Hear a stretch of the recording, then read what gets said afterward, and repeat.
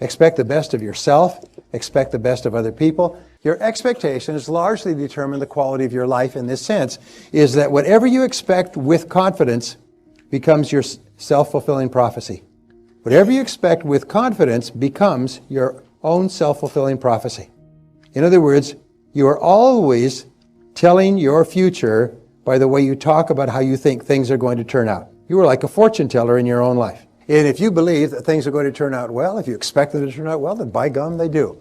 So it's very, very important that you always expect the best. And this is the key. Expect the best. Expect the best. Interesting difference between winners and losers. Can you guess? At the University of Pennsylvania is that the number one quality of success, they did the psychographic and demographic tests on these people. They found the number one quality that the top 10% of people had was optimism. They have a positive, constructive attitude toward life. Does it mean they don't get beaten down and make mistakes and fall down and get disappointed and so on? Of course they do, but they bounce back. The major test of how healthy you are as a person is not whether you get knocked down, but how quickly you bounce back, how quickly you recover. If you do a stress test in medicine, what they do is they do a stress test to test your system. The critical question is how quickly do you respond? How quickly do you come back to where you were before? And I want to give you the 4 critical exercises for optimists. These are the 4 ways that optimists think that separate them from people who are average, who are pessimistic. Remember, the great majority of people are not particularly positive or optimistic, but all leaders are. So number 1 is top people think and talk about what they want most of the time. Whenever you find yourself getting upset, say, wait a minute, I'm going to think and talk about what I want. Your conscious mind can only hold one thought at a time, either a positive thought or a negative thought. If you discipline yourself to think about what you want and how to get it, you push out all negative thoughts for that moment. If you keep doing something repeatedly over and over again, what do you eventually develop? You develop a habit. You know, Donna talked about success habits. It's so important. If you force yourself to think about what you want and how to get it, eventually you get up in the morning, the first thing you think about is what you want and how to get it. Okay? The second way that you become an optimist is you look for the good in every situation and in every person. You always look for the good. Something goes wrong, look for the good. Your house burns down. Well, that's good. We needed a house closer to work anyway. Your car gets stolen. Well, that's good. The ashtrays were full. You know? You lost your job. Well, that's good. We didn't like the job anyway. So, in other words, look for something good in every situation. Now, here's the most remarkable thing. You find what you're looking for. If you're looking for the problem or the flaw, then you'll find it. If you're looking for something good, you'll find it. Question, does anybody here have a light with a dimmer switch on it at home? Now, a dimmer switch has a very interesting parallel. With a dimmer switch, it's controlled manually. You either turn it or move it up or down, and when it's on full, it's bright, and when it's down, it's dark. There's a dimmer switch on your brain as well. Only the dimmer switch on your brain is controlled by your thoughts. And when your thoughts are really positive, your dimmer switch is on full. You're positive, you're creative, you're high energy, you feel good about yourself. In other words, you're positive, you're the best person you could possibly be when your dimmer switch is on full. When your dimmer switch is down low, your personality is darkened, you're angry, you're worried, you're fearful, you're negative, you're pessimistic, you're skeptical, you run for public office and talk about how terrible America is. Okay. But the fact is that your dimmer switch is controlled by the thoughts that you think at any given moment. And if you think about what you want and how to get it, your dimmer switch goes on full. And you have all of your energy available to you. When you think and look for the good in a situation, a difficult situation, you say, that's good. What happens is your dimmer switch goes on full. Now, the third thing you do is you look for the valuable lesson in every setback or difficulty. Napoleon Hill, in his 22-year study of 500 of the most successful people America ever produced, found that one of the qualities they had in common was they always looked for the valuable lesson in every setback or difficulty. Quick question, does anybody here have any problems? Good. Problems are a sign of life and activity. There's only one group of people in our society that has no problems, and they're all in the cemetery. They have no relationship problems, no money problems, no health problems. So if you are having problems, it's a sign of life. All right, so you have problems. Problems I have found in life are like stacks of dinner plates. And they're stacked up, and some are low down in your hierarchy of concern, and some are higher. But there's always one problem on top.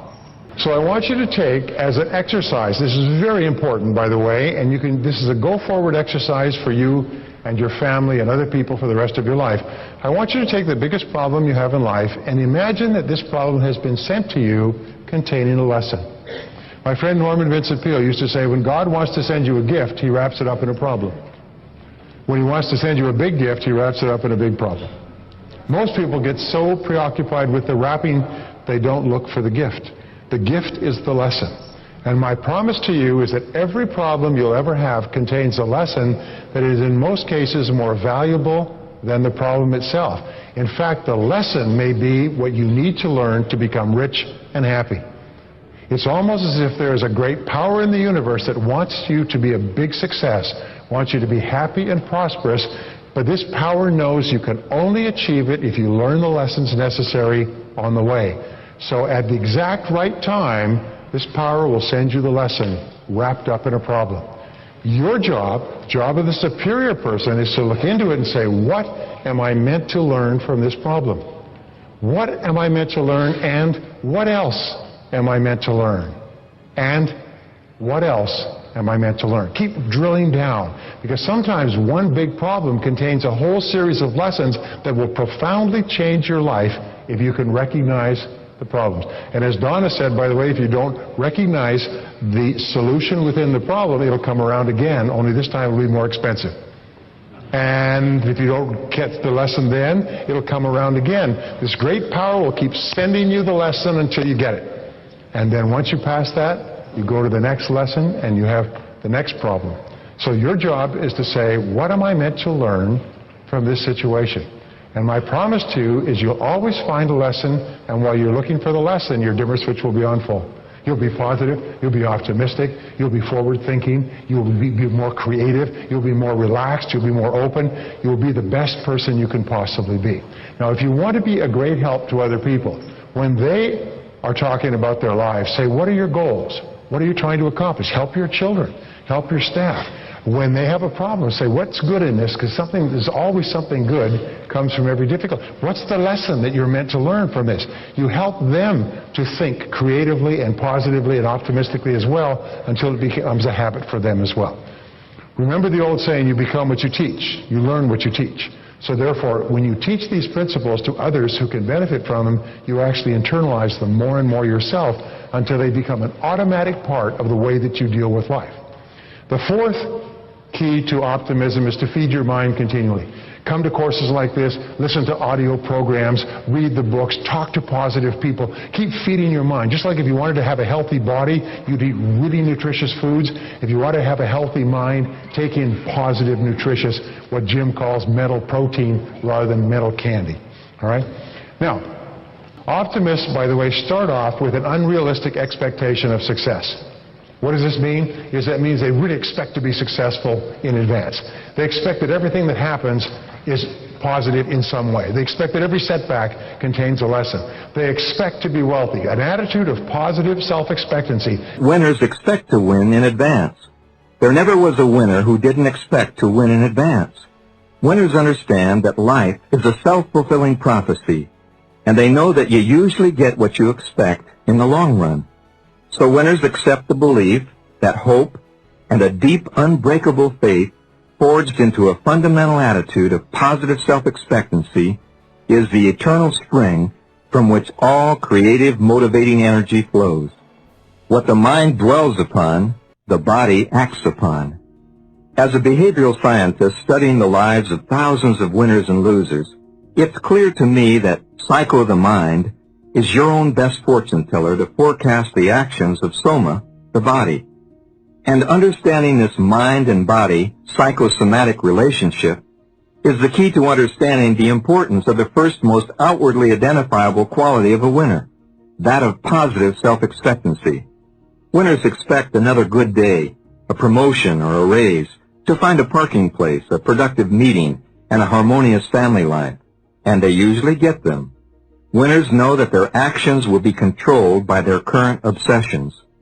Losers generally expect more of the same frustration, more problems, the loss of a job, a dull evening, bad service in a restaurant, and failure. Mental obsessions do have physical manifestations. You get what you suspect. You are that what you expect to be. This power of the self-fulfilling prophecy is one of the most amazing phenomena of human nature. The winners in life, believing in the self-fulfilling prophecy, keep their momentum moving upward by expecting better jobs, more money, good health, better family relationships, financial security, warm friendships, and success. All really successful individuals fervently desire and expect to win, no matter what curves life throws at them. Think about Helen Keller, who graduated magna cum laude and devoted her life to the service of others, although she had been deaf and blind since infancy. And Franklin Delano Roosevelt, he had polio. In spite of their bloodlines and handicaps, they expected to do their best. That's why it's so critically important to remember that the key to winning positive self-expectancy is for you and me to understand that in the long run, every individual receives just about what he or she expects. And if you have the faith that if you do things in the right way, you'll be rewarded accordingly, you'll be a winner. Optimism is a way of life. So there's three qualities that optimists have. Number one is they learn more things. Number two is they try more things. Your job in life is to increase the probabilities of success. Now, how do you increase the probabilities of success? Number one is you learn more things, so you have more understanding. And number two, you try more things. And if I was to tell you the keys to success, you'll find that all successful people try more things. And is there any guarantee that you will be successful? No. You will fail more times than you succeed, but if you try more things, it's like throwing darts at the dartboard. If you keep throwing darts over and over again, even if you're a complete idiot, what must you eventually hit? You must eventually hit a bullseye, and that's why you meet complete idiots who are rich, is they just kept throwing darts and they hit a bullseye. You know that story about the guys get together at the high school reunion after 20 years and the dumbest guy in the class is richer than all of them put together? And they said, how on earth could you do this? I mean, you weren't very much of a student. He said, I found this manufacturer that sold stuff for $1, and I could import it and sell it for $3 and make a profit. He said, it's amazing what you can do on 3% profit. The third quality is that they persist longer. You'll find that every single person who is successful learned more things, tried more things, persisted until they succeeded. And every person who's a failure didn't. It's really, really simple. And what keeps you doing this is optimism. It's an attitude that no matter what happens, I will eventually succeed. It's only a matter of time.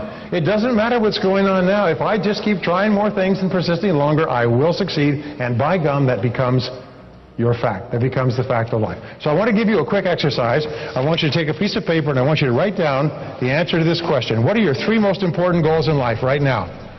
What are your three most important goals in life right now? Okay. This is called the quick list method, by the way. You can use this for the rest of your life.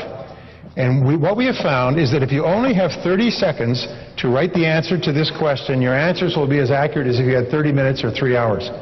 You can ask your spouse, honey, what are your three most important goals in life right now? But ask your kids, son, daughter, what are your three most important goals in life right now? So in other words, these are your goals. Now, here is your homework assignment. Your homework assignment is for the next 24 hours, think and talk about those three goals. Think and talk about those three goals, and the only question you ask is, how? How do I achieve them? Not whether they're achievable. We'll talk about how we firm them up a little bit in a couple of minutes, but how do we achieve them? And from now on, think and talk about what you want and how to get it. Whenever you want to help someone else, help them think and talk about what they want and how to get it. Help them look for the good in every situation. Help them seek the valuable lesson in every problem that they have. Keep feeding your mind with positive stuff so you keep getting better and better. Quick story. This gentleman came up to me at my seminar. I said, ladies and gentlemen, what we're talking about today is not rocket science. He came up and he said, I heard that comment about rocket science. He said, I'm in sales. I'm 28 years old. He said, and I'd heard many people say over the years, this is not rocket science, this is not rocket science. I began wondering, what would it take to get a degree in rocket science? So I went back to the college and I said, I'm really interested in rocket science. What would it take? They said, well, you'd have to take these prerequisite courses. You'd have to take this. You'd have to do that. You'd have to take summer courses and so on. But this is the prescribed courses that you'd have to take to get a degree, just like we talked about a little bit earlier in engineering. So he decided that's going to be his project. So he went back to work. He's in sales, just like you and I. He's an entrepreneur. He went back to work in evenings and weekends. Instead of playing golf or watching television, he just studied rocket science. He said, May, I graduated at the university with a degree in rocket science. He said, now when somebody says, you know, this is not rocket science, he said, I know, I got a degree in rocket science. he said, it's not that hard. It's not that hard. Now here's my point. Anybody in this room, if you wanted to get a degree in rocket science, if you cared about it enough, you could do it. You are smart enough to accomplish virtually anything that you could even imagine you could do in life. Nobody's smarter than you. Nobody's better than you. If they're ahead of you on the road of life, it means two things. Is they got on the road first, and they have proven that you can do the same thing they've done. If somebody is doing well, it's proof that you can do it as well. Now, people say, well, I want to be a billionaire in a year. That is a dumb thing.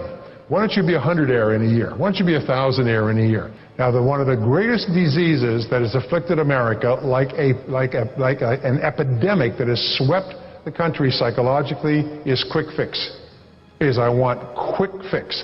I want to take my entire wasted life and turn it around by Monday. I want to be financially independent in a year, and I want to be free from decades of silly things that I've done with my life, and I want to get it all back. And that's not how it works. What you do is you begin turning this great ocean liner slowly. It takes 7 years. Now, I've studied mastery, and I've studied it for years. I've studied all these subjects because they're so important to me. All the studies say 10,000 hours in your craft, 7 years. Now, people say, oh, my God, 7 years. I'm 30. I'll be 37 years old. Jeez. Well, how much older will you be in 7 years in any case? The fact is, and please write this on your hand, the fact is the time is going to pass anyway. The time is going to pass anyway. The only question is where are you going to be in 7 years? Are you going to still be lost on the back roads? Are you worried about money? Or are you going to be on the high road and moving ahead faster and faster? Peter Drucker, who's probably the best management theorist in the history of the world, Peter Drucker says no business makes money within 4 years. In the first 4 years. It takes 2 years to break even. The first 2 years, what you do is you mortgage, you hypothecate, you borrow, beg, steal, and lie every penny you possibly can to survive. The second 2 years, you make more than it costs, and you begin to pay off your debts. At the end of 4 years, you start to make a profit. It takes 7 years to make a business success. Now, if that is the rule, people say, I'm going to beat the numbers. No, you're not. You're not going to beat the odds. People say, I'm going to live to be 150. No, you're not. You're not going to beat the odds. You're not going to beat the probabilities. What you do is you say, okay, these are the facts of life, so get on with it. If you want to be at the top of your field, there's nothing can stop you from being one of the highest paid, most successful people in your field if you just get on with it. And don't expect to do it overnight. You just begin to take the courses, upgrade your skills, add value. The critical quality is optimism. You've got to be an optimist. Thank you very much. God bless you.